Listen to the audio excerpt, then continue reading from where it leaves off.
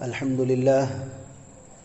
لله وكفى وسلام على عباده الذين اصطفى أما بعد فأعوذ بالله من الشيطان الرجيم بسم الله الرحمن الرحيم إن الصلاة تنهى عن الفحشاء والمنكر سبحان ربك رب العزة عما يصفون وسلام على المرسلين والحمد لله رب العالمين۔ بھائیو، دوستو، بزرگو، ہمارے سامنے جو عنوان چل رہا ہے وہ نماز کی اہمیت ہے۔ یہ نماز کی اہمیت اس وقت اس لیے کہا جا رہا ہے تاکہ ہم پورے سال نمازی بن کر رہیں، پوری زندگی نمازی بن کر رہیں۔ افسوس کی بات ہے کہ صرف رمضان میں ہی نمازی رہیں، بلکہ اس سے بھی افسوس یہ ہے کہ بہت سارے لوگ رمضان میں بھی نماز نہیں پڑھتے۔ ہاں، اس لیے یہ نماز کتنی ضروری ہے ہم اس کو جانیں اور پہچانیں۔ کل آپ حضرات نے سنا ہے کہ اللہ کے نبی میرے اور آپ کے آقا نے ہمارے ساتھ کتنا احسان کا معاملہ فرمایا کہ قبر کے اندر جو سوالات ہونے والے ہیں وہ بھی بتا دیا، اور حشر میں جو سوالات ہونے والے ہیں وہ بھی بتا دیا۔ اب ہم اس کے جوابات کی تیاری میں لگے رہے، پوری زندگی بس اسی کی تیاری کے لیے ہے۔ اللہ ہم سب کو اس کی تیاری کرنے کی توفیق عطا فرمائے۔ اب تیاری کرنے میں کیوں ہم پیچھے ہٹ جاتے ہیں؟ کیا ہوتا ہے ہمارے ساتھ؟ شیطان ہم کو کیا دھوکہ دیتا ہے؟ بس کل آپ لوگوں نے سنا ہے کہ شیطان کہتا ہے کہ ابھی موقع ہے، بعد میں کر لیں گے، ابھی بہت زندگی باقی ہے۔ اس طرح ہم کو کرتے کرتے نیک کاموں سے، نمازوں سے دور رکھ دیتا ہے۔ جس کو ایک مثال کے طور پر بات کو سمجھے، بہت اچھی مثال ہے۔ اللہ والے اکثر اس مثال کو دیا کرتے ہیں، خصوصاً حضرت مولانا پیر ذوالفقار صاحب نقشبندی دامت برکاتہم یہ مثال دیتے ہیں کہ ایک واقعہ کتابوں میں بھی لکھا ہے کہ ایک بادشاہ کا بہت بڑا باغ تھا، اور اس باغ کے کئی حصے تھے، اور ہر حصے میں پھل لگے ہوئے تھے۔ چنانچہ بادشاہ نے ایک آدمی کو بھیجا کہ اس باغ سے پھل توڑ کر لاؤ۔ اب باغ چاہے وہ آم کا ہے یا کسی اور چیز کا، لیکن کوئی بہترین پھل والا باغ تھا، تو بادشاہ نے ایک آدمی سے کہا کہ جاؤ میرے باغ میں سے بہترین اچھے سے اچھے پھل توڑ کر لاؤ، کوشش کرنا کہ تم اچھے پھل توڑ کر لانا، میں تم سے خوش ہوں گا اور تمہیں انعام دوں گا، لیکن میری ایک شرط ہے۔ شرط کیا ہے؟ کہ جس حصے سے ایک دفعہ گزر جاؤ گے اس میں تمہیں دوبارہ واپس آنے کی اجازت نہیں ہوگی۔ کیا فرمایا؟ جس حصے سے تم ایک دفعہ گزر جاؤ گے اس میں تمہیں دوبارہ واپس آنے کی اجازت نہیں ہوگی۔ چنانچہ اس آدمی نے ٹوکری ہاتھ میں لی اور باغ میں داخل ہوا۔ اس نے دیکھا کہ پہلے حصے میں بہت اچھے پھل لگے ہوئے تھے۔ دل میں آیا کہ یہاں سے پھل توڑ لوں، پھر سوچا کہ اگلے حصے میں دیکھ لیتا ہوں۔ جب اگلے حصے میں داخل ہوا تو دیکھا کہ وہاں بہت اچھے پھل لگے ہوئے ہیں، یعنی پہلے سے دوسری جگہ بہت اچھے پھل لگے ہوئے ہیں۔ دل میں خیال آیا کہ یہاں سے پھل توڑ لوں گا، پھر سوچا کہ اگلے حصے میں جاتا ہوں، شاید اس سے بھی اچھے پھل ہوں گے، وہاں اور بہتر ہوں گے۔ تو وہاں جا کر دیکھا تو اور بہتر پھل لگے ہوئے تھے۔ دل میں خیال آیا کہ چلو یہاں سے پھل توڑ لوں، پھر سوچنے لگا نہیں، میں اپنی ٹوکری میں سب سے بہترین پھل لے کر جاؤں گا، اس لیے اگلے حصے میں دیکھتا ہوں۔ جب اگلے حصے میں گیا، دیکھتا کیا ہے، وہاں پر بہت ہی بہترین پھل لگے ہوئے ہیں۔ دل میں خیال آیا کہ یہاں سے پھل توڑ لوں، پھر سوچا اگلے حصے سے توڑ لوں گا۔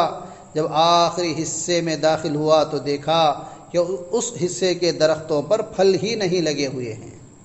ہاں، بادشاہ کا شرط کیا تھا کہ دوبارہ واپس نہیں جانا۔ وہاں اب 5ویں حصے میں بالکل درختوں پر پھل نہیں ہیں۔ اب وہ رونے لگ گیا، روتے ہوئے کھڑا ہو گیا، کاش مجھے پتا ہوتا تو میں پہلے حصوں میں سے پھل توڑ لیتا، آج میری ٹوکری خالی نہ ہوتی۔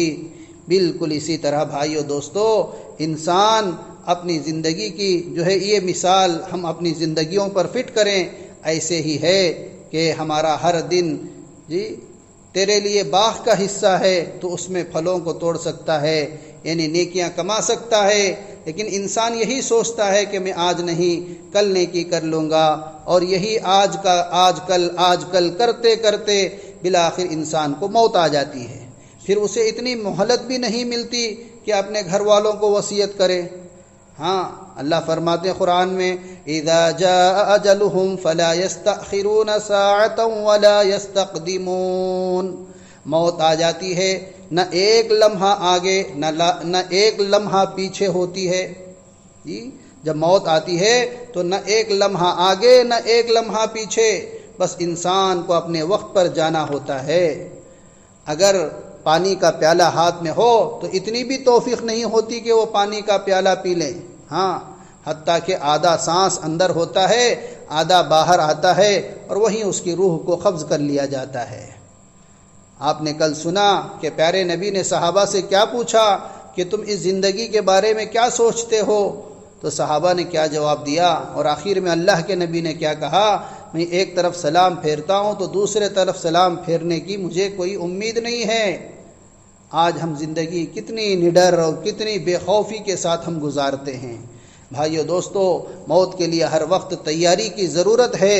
زندگی ہمیں اچھے مکان بنانے کے لیے نہیں ملی، دنیا کی زندگی ہمیں مال پیسے میں ایک دوسرے سے مقابلہ کرنے کے لیے نہیں ملی، بلکہ اللہ رب العزت کی بندگی کرنے کے لیے ملی ہے۔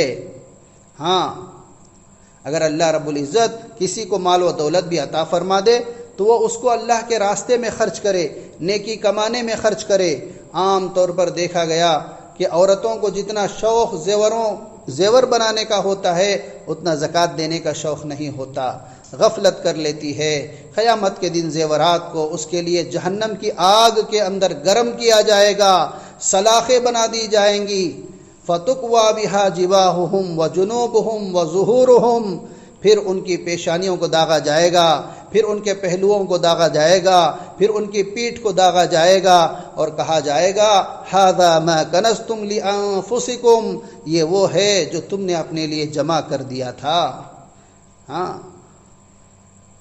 میرے بھائیو دوستو، ہم اپنے گھر کی عورتوں کو سمجھائیں۔ آج ہماری ماں اور بہنیں مال کے تو بہت خواہش مند ہیں لیکن زکوٰۃ نہیں دیتی۔ ہاں، اللہ فرماتے ہیں فَذُوقُوا مَا كُنتُمْ تَكْنِزُونَ، بس تم اس کے جمع کرنے کا مزہ چکھ لو۔ مال رکھنا منع نہیں ہے لیکن اس کی زکوٰۃ ادا کرنا ہے، زکوٰۃ ادا کرنا ہے۔ اور خصوصاً ماشاءاللہ مسلمان رمضان میں زکوٰۃ ادا کرنے کی بہت کوشش کرتے ہیں، حالانکہ زکوٰۃ کا مسئلہ رمضان سے کوئی تعلق نہیں رکھتا، لیکن رمضان میں دینے سے زیادہ ثواب ملتا ہے، 70 گنا ثواب زیادہ ملتا ہے۔ تو اس لیے پوری دنیا میں اکثر لوگ رمضان میں زکوٰۃ نکالتے ہیں۔ بھائیو دوستو، اب یہ بہانہ نہ بنا لیں کہ لاک ڈاؤن ہے، کمائی نہیں تھی، کیا کریں؟ چلو لاک ڈاؤن ہے تو کیا زیورات بیچ رہے ہیں؟ زیورات بیچ کر کے کیا گھر کا کھانا چل رہا ہے؟ کیا اتنے غریب ہو گئے کہ اب کھانے پینے کے لیے کچھ نہیں ہے؟ زکوٰۃ کے ہم لائق ہیں تو پھر زکوٰۃ دینا ہی پڑے گا، ورنہ پھر قیامت کے دن اس کا عذاب بھگتنا پڑے گا۔ خصوصاً ہماری ماں اور بہنوں سے گزارش ہے، میری بہن یہ تیرے زیورات کل تیرے لیے سانپ اور بچھو بن جائیں گے۔ اگر زکوٰۃ ادا نہ کی تو یہ ہار تیرے گلے کا سانپ بن جائے گا، یہ انگوٹھی تیرے لیے بچھو بن جائے گی۔ یہ سارے کے سارے زیورات سانپ اور بچھو ہیں۔ اگر تو زیورات کا زکوٰۃ ادا نہیں کرتی تو پھر سوچ لے کہ یہ سانپ اور بچھو تجھ سے قیامت کے دن لپٹ جائیں گے، پھر تیرا کیا معاملہ ہوگا؟ ہاں بھائی دوستو، آج ہمارے گھر کی عورتوں کو معلوم نہیں ہے، بہت کم لوگ 10% لوگ بھی زکوٰۃ صحیح ادا نہیں کرتے۔ ہاں بس 5,000 10,000 ایسے ہی بس دے دیتے ہیں، حساب نہیں لگاتے، یہ سمجھتے ہیں کہ شاید جو ہے نظر لگ جائے گی یا کچھ اور ہو جائے گا، یہ شیطان کا دھوکہ ہے۔ نہیں، حساب لگا کر تم اس سے بھی زیادہ دو، لیکن حساب لگائے بغیر تم کتنا بھی دو گے، اگر وہ کم پڑ جائے گا تو قیامت میں ہمیں پکڑ ہوگی۔ اگر عورت اپنے روز مرہ کے اخراجات میں سے تھوڑی بچت کرتی رہے تو سال کے بعد زکوٰۃ دینی آسان ہوتی ہے۔ نیک عورتوں کا یہی معمول ہوتا ہے۔ ہاں گھر والوں کے لیے کسی وقت جو ہے ہفتے میں ایک مرتبہ یا مہینے میں ایک مرتبہ کچھ پیسے خرچ کے لیے دیے جاتے ہیں، تو وہ پیسے وہ اٹھا کر رکھ لیں، اور سال جب ہوتا ہے تو وہ خود اپنے پیسے نکالنے کی کوشش کریں، اور ایسا اگر نہیں ہے تو پھر سال میں ایک بار ہی صحیح اپنے گھر والوں سے لے کر ہی صحیح زکوٰۃ ادا کریں۔ اگر ویسا نہیں مل سکتا تو پھر زیورات میں سے کوئی چھوٹا سا زیور بیچ کر بھی صحیح، لیکن زیور کا جو ہے اپنے مال کا زکوٰۃ دینا ضروری ہے۔ ہاں، اسی طرح اکثر ہماری عورتیں نماز کے اندر بھی بہت کوتاہی کرتی ہیں۔ عورتیں معمولی وجوہات کی بنا پر فرض نمازوں کو چھوڑ دیتی ہیں۔ یہ تو ہمارا عنوان اصل نماز کا ہے۔ کبھی یہ بہانہ کہ مہمان آئے ہوئے تھے، میں تو چائے بنانے میں لگی ہوئی تھی، میں کیسے نماز پڑھتی؟ کبھی یہ بہانہ ہوتا کہ بچے نے پیشاب کر دیا، میں کیسے نماز پڑھتی؟ کبھی یہ بہانہ ہوتا کہ میری طبیعت ٹھیک نہیں، میں کیسے نماز پڑھتی؟ کبھی یہ بہانہ ہوتا کہ میرے سر میں درد ہے، بعد میں نماز پڑھ لوں گی۔ چنانچہ دیکھا گیا کہ ان بہانوں کی وجہ سے نماز پڑھنے میں سستی کرتی ہے۔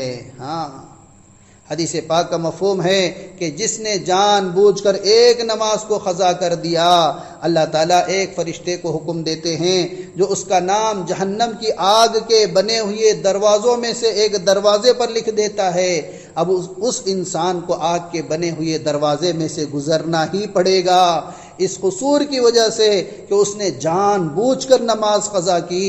بھائیوں، دوستوں اور ماں اور بہنوں، اسی لیے حدیث پاک میں آتا ہے کہ جس کی ایک نماز قضا ہو گئی تو ایسے ہی ہے جیسے اس کے گھر کو آگ لگ گئی، اس کے بیوی بچے سب اس میں جل کر مر گئے۔ جتنا نقصان اس شخص کا ہوتا ہے اس سے زیادہ نقصان اس شخص کا ہوتا ہے جو جان بوجھ کر نماز چھوڑ دیتا ہے۔ ہاں، حدیث پاک میں فرمایا گیا، من ترک الصلاۃ متعمدا فقد کفر، جس نے جان بوجھ کر نماز چھوڑ دیا گویا وہ کافر ہو گیا۔ نماز چھوڑنا گویا کفر والا عمل ہے، تاہم وہ انسان مسلمان ہی رہتا ہے، لیکن سوچنے کی بات ہے کہ نماز کا چھوڑنا اللہ تعالیٰ کو کس قدر ناپسند ہے۔ تو بھائیو دوستو، ہم نماز کا خوب اہتمام کریں، صرف رمضان کے نمازی بن کر نہ رہیں، پورے سال ایک بھی نماز ہماری قضا نہ ہو۔ نماز کے اندر